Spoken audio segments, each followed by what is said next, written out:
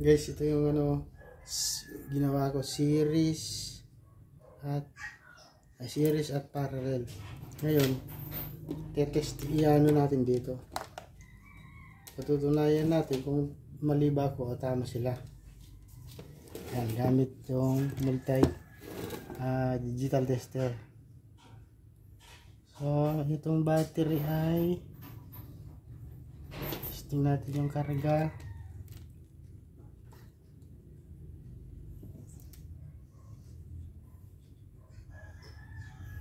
.5 halos 12.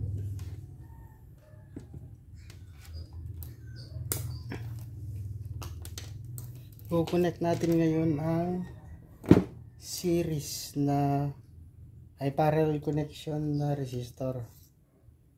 Tingnan natin kung anong effect.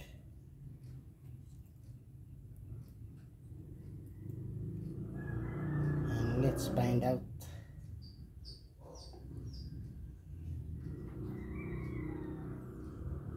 Okay.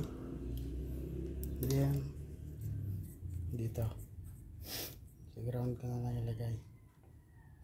Negative. Na lang natin kabit yung resistor. Okay.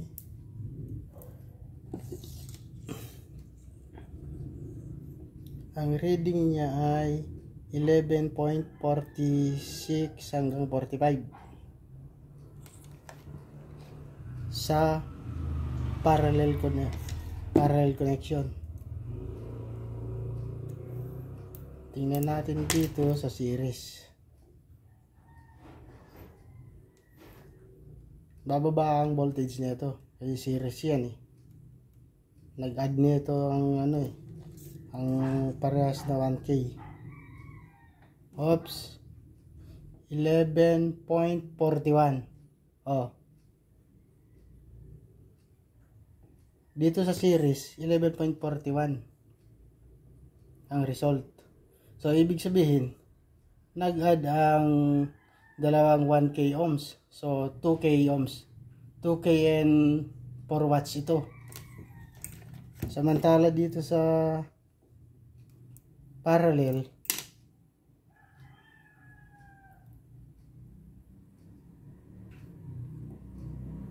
ay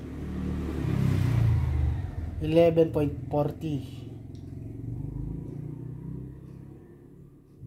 0.39. Naglolobat yung battery.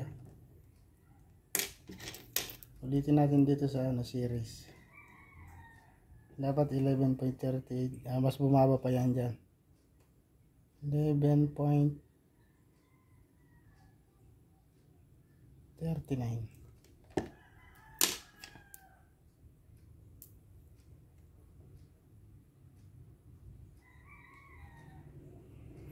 11.41. Oh.